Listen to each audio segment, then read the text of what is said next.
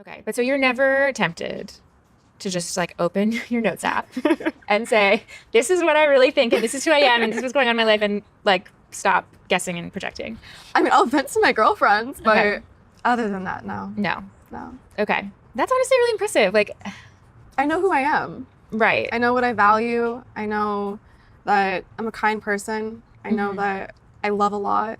And I know that I'm just excited to see what happens next. And so I don't really let other people define who I am. I'm happy to hear that. I have a lot of secondhand concern for you lately. Thank you. We're sort of talking around this American Eagle ad right now, and maybe we should just talk about it. So, were you surprised by the reaction? So one of the reasons why the left wing ends up winning in the long term in terms of culture wars is due to the fact that they have a commitment to longevity in terms of the fight. Even if they're losing something right off the jump, even if they're losing something for a couple of years, over time, they attempt to wear you down to enforce compliance against you and essentially to relentlessly punish any kind of actor that they perceive to be a bad actor for stepping out even slightly. A perfect example of this is Chick-fil-A. You guys might remember over a decade ago during the Obama administration, it came out that the founders of Chick-fil-A and the owners of Chick-fil-A were actually Christians. Now, everybody knew this already because Chick-fil-A was actually not open on Sundays, but they were actually donating to family-oriented organizations, donating money to campaigns against gay marriage, and the left decided in the 2010s that this absolutely was unacceptable, so they launched a boycott against the company. Now, of course, famously, Mike Huckabee, among many others, launched a counter boycott against them, and this was meant to strengthen Chick-fil-A to show that you would not lose if you had conservative values, and for a lot of people, this seemed like a clear and obvious victory. However, we've done stories on this channel how over a decade later, there are still left-wing legislatures that are going after the company, denying them access to places on the highway like rest stops or not letting them open up in airports, and this is due to the fact that the left never forgets and never ever lets a vendetta go unsettled. And again, this is even after many people at Chick-fil-A started donating to pro-gay organizations in the intervening years. They still hold the grudge for the initial slight way back again during the Obama administration where they crossed the line. And what we're seeing right here in this GQ interview with Sydney Sweeney related to her jeans commercial is that exact same mechanism of enforcement being utilized against her. And the thing is, eventually I am of the belief that Sydney Sweeney will come out as more left-wing publicly, start talking about politics a la Taylor Swift, due to the fact that this rigid ideological enforcement works, and in reality, the right wing does not have the staying power to support somebody like this against the onslaught of attacks. So this is what we're going to talk about today, how this interview that's supposed to be about promoting a Sydney Sweeney film, promoting the next season of Euphoria, ultimately ended up churning into this crazy looking old lady complaining about Sydney Sweeney's jeans commercial, something that a lot of people thought was settled already, something that was over and done with, but in reality, in actuality, it's something that the left will never let go. But before we get into that, I want to thank everybody for supporting my jeans purchases over at actualjusticewarrior.com/join. Give me the money. Give me the money, okay? Genes are passed down from parents to offspring, often determining traits like hair color, personality, and even eye color. My genes are blue. Sydney Sweeney has her genes. So if you guys will remember, that was one among many of the ads that Sydney Sweeney's American Eagle campaign ended up featuring it, and they all basically concluded with the pun of Sydney Sweeney has great genes, even though they're talking about the jeans that they're selling, Jeans, but it obviously implies that they're saying Genes, and the reason they were doing this is not because they were trying to signal to the white supremacists out there, the evil white racists that are hiding under every rock. It's because Sydney Sweeney is an attractive woman. She is known for certain assets, and among those assets are her stunning personality and obviously her acting ability, or whatever we're even talking about. So obviously that ended up triggering a bunch of people on the left, because for years in this country they have been pushing the idea that white women being viewed as attractive, attractive women being viewed as attractive, is actually evil white supremacist beauty standards. And this is one of the reasons why you've seen in recent years them pushing obese models and pushing brands like Victoria's Secret to embrace larger and larger models. And if you guys will recall, if you guys will remember, they actually ended up suspending the Victoria's Secret fashion show, and they did all sorts of other things in order to promote this body positivity movement. But in reality, what that ultimately ended up doing was tanking a bunch of different brands, because rather than having models that look like your everyday people so people can see themselves represented as models, what actually ended up happening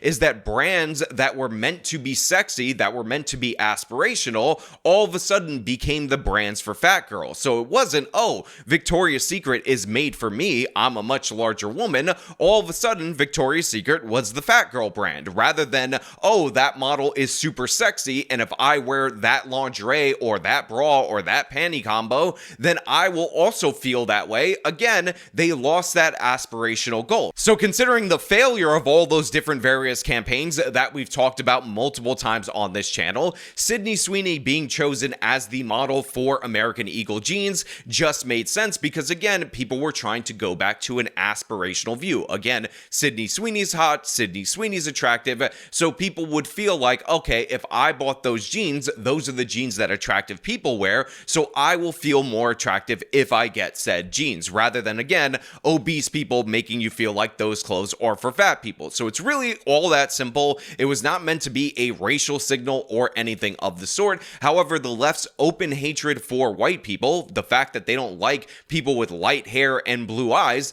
obviously made it about that, and they've been attacking Sydney Sweeney ever since, and people on the right have been defending her as this champion of right-wing values, even though, again, in other contexts, people on the right would be against over-sexualization, but this is where the left has basically moved the culture, in my opinion. Essentially, they have tried to tell us for so long that ugly is beautiful, that it is now becoming a right-wing position to say, no, attractive people are attractive.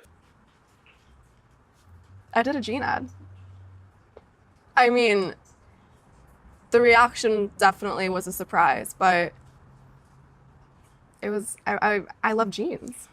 All I wear are jeans. I'm literally in jeans and a t-shirt like every day of my life. Jeans are uncontroversial. Jeans are awesome. Yeah, I like your jeans. You look great in your jeans. I think I know how you're going to answer this, but I'm going to ask anyway. I mean, so this part of the interview starts off with her saying, oh, are you surprised by the reaction? Are you shocked and horrified by the reaction that people had? You know, people like her, the interviewer, that were probably retweeting all these anti-Sydney Sweeney posts. And Sydney responds by saying, I did a jean ad. Like, that's it. It should have been that simple. And yeah, she was surprised by the reaction, but obviously we understand where this conversation is going. She's basically going to ask Sydney Sweeney, without saying those exact words, to basically disavow everybody that supported her, including the evil Orange Man, because Orange Man bad, white people bad, and you need to apologize for being an attractive woman that people find attractive while also being a white person. and the president tweeted about the jeans ad, or Truth Socialed about the jeans ad, and that just seems to me like a very crazy moment for anyone, and I wondered what that was like. It was surreal. It was surreal. Mm-hmm. And it would be totally human. I would probably feel like thankful that somebody had my back in public, you know, and conveniently some very powerful people had my back in public. And I wondered if you felt that way. I don't think that, it's not that that feeling didn't, I didn't have that feeling, but I wasn't thinking of it like that, or like of any of it. I kind of just put my phone away. I was filming every day. I'm filming Euphoria, so I'm working like 16-hour days, and I don't really bring my phone on set, so I work and then I go home and I go to sleep. So the next question right here from this GQ lady is to bring up the evil Orange Man, backing her up and backing up her ad. And I will just point out for everybody out there in the audience that the Trump response to the Sydney Sweeney controversy was legitimately one of the funniest Trump moments that we've had in recent years, where somebody said, hey, Sydney Sweeney is a registered Republican, and Trump, being the most transactional man on the planet, said, oh, well, if she's a Republican, then I love her ad. Sydney Sweeney came out speaking that she was a registered Republican. Any thoughts on that? That who was? Sydney Sweeney. She's like a very hot actress right now. She's a registered Republican? Yes.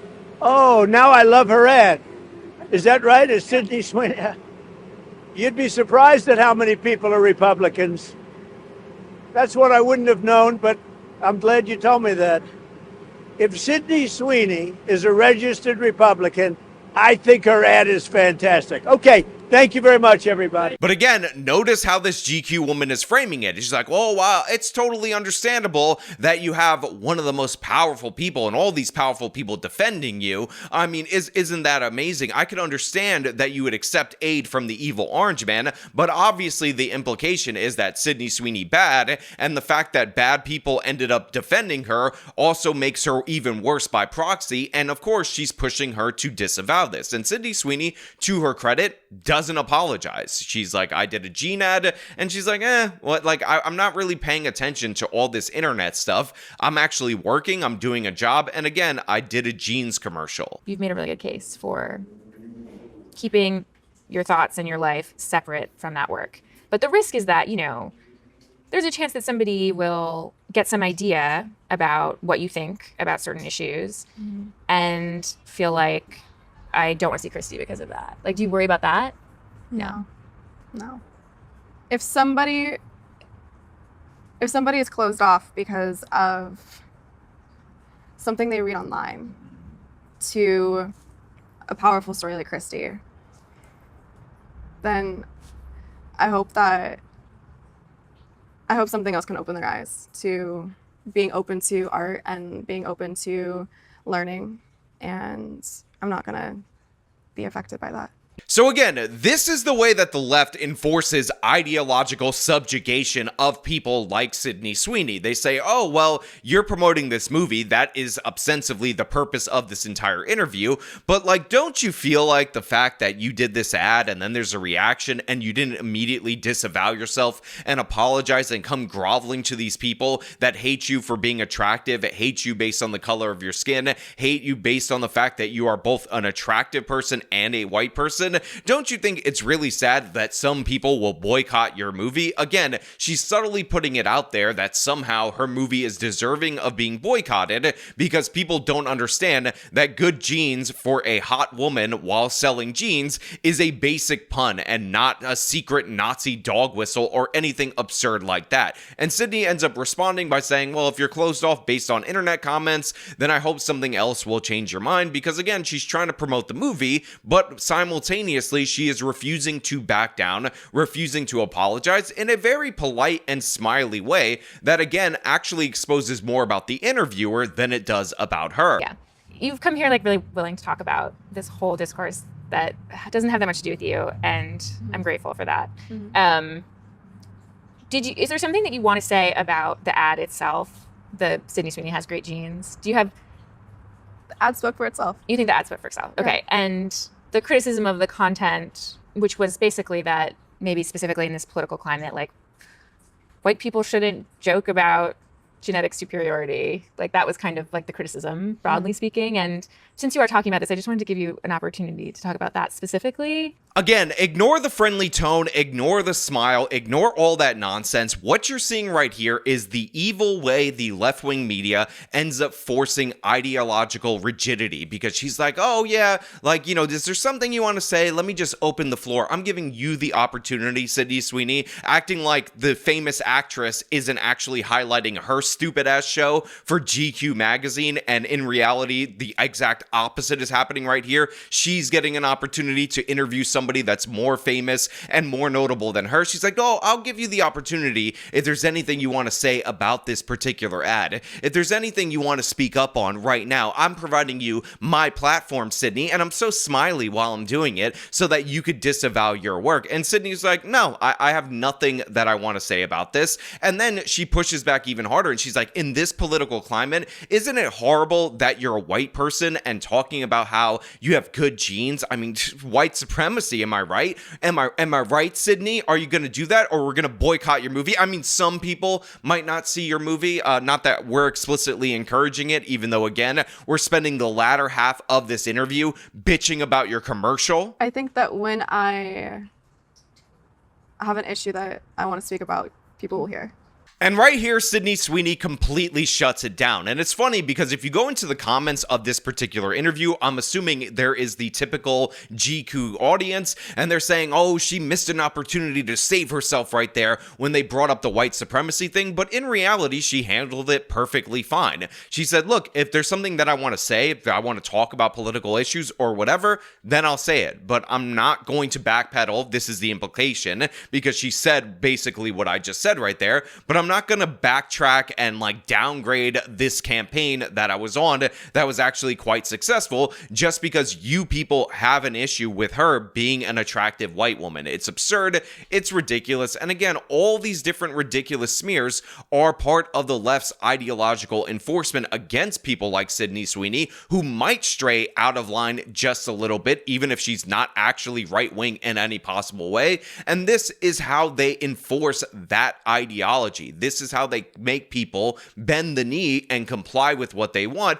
by consistent attacks on her. Like Sydney Sweeney will be hearing about this jeans ad in 10 years, a la the Chick-fil-A story. There will still be people complaining about it, even though there was nothing wrong with the ad. She's attractive. Saying somebody has good genes or won the genetic lottery is just saying that they are attractive. It's not a racial thing at all whatsoever. Yet these people will go out of their way to pretend it is, because their view of beauty, that it's something that they can make by enforcement in the culture, just happens to be completely wrong. But you know what? Those are just my thoughts. I want to know what you guys think down in the comments below. As per usual, if you like the video, show them by leaving a like, subscribe for more content, follow me on my social medias, support me via support links in the description of this video. This has been me talking about the madness of still harassing Sydney Sweeney over a jeans commercial. Till next time.